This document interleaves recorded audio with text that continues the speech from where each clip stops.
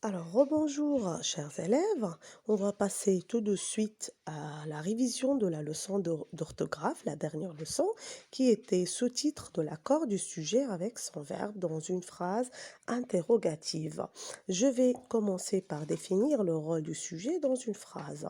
Donc, le sujet est celui qui fait l'action, bien évidemment, dans la phrase. Et pour le retrouver, il faudrait poser la question suivante. Qui est-ce qui ou bien qu'est-ce qui? Bien évidemment, le sujet commente sur l'accord du verbe qui va avec, sans oublier qu'un sujet peut avoir plusieurs verbes et le contraire, c'est-à-dire un verbe peut avoir plusieurs sujets. Ce qu'il faut retenir, c'est que le sujet s'accorde toujours avec le verbe qui l'accompagne dans une phrase interrogative, quelle que soit sa position dans cette phrase. Alors, on a ici l'exemple avec est-ce que, c'est-à-dire ici le sujet est placé devant le verbe, mais il s'accorde toujours bien évidemment avec le verbe qui l'accompagne. Exemple qu'on a donné ici, est-ce que les écoles sont fermées? Est-ce que les écoles sont fermées? On va remarquer que le verbe s'accorde avec, bien sûr, le sujet s'accorde avec le verbe qui l'accompagne. Et bien sûr, on a aussi quand le sujet est placé devant le verbe, mais il est repris par un pronom personnel. Exemple, comment les enfants passeront-ils leur contrôle?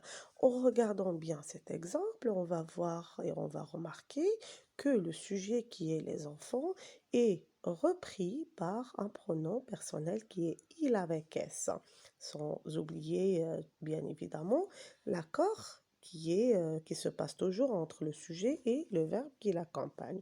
Quelquefois aussi, on a le sujet qui est placé après le verbe, comme on a ici devant nous dans cet exemple.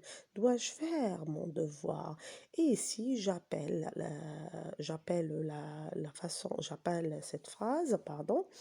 cette phrase l'inverse du sujet avec son verbe. Donc ici, on trouve que le verbe est placé avant le sujet qui est je. Quand le verbe est placé entre l'auxiliaire et le participe passé du verbe, bien évidemment, et si on a donné un exemple, quand avons-nous eu nos vacances?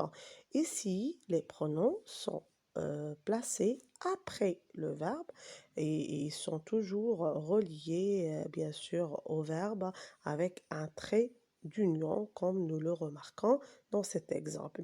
Finalement, on a le fait que le verbe ou bien l'auxiliaire se termine par une voyelle. Là, on est obligé d'ajouter la lettre T entre deux traits d'union pour faire la liaison. Exemple, est-ce que Amine travaille-t-il tout seul?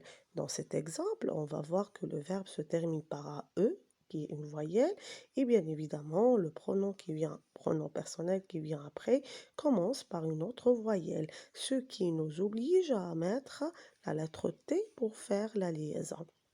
J'espère que tout le monde a bien compris notre leçon et bien évidemment, on va passer sur le cahier vert pour écrire l'exercice que je vais vous passer après dans le groupe. Et bien évidemment, on va écrire la date d'aujourd'hui, orthographe, le titre, ainsi de suite, soigneusement et proprement, toujours sur le cahier d'exercice, le cahier vert. Et je vais vous envoyer cet exercice d'application que vous allez faire, Inch'Allah, sur le cahier. Alors, bon courage les enfants et à la prochaine, Inch'Allah.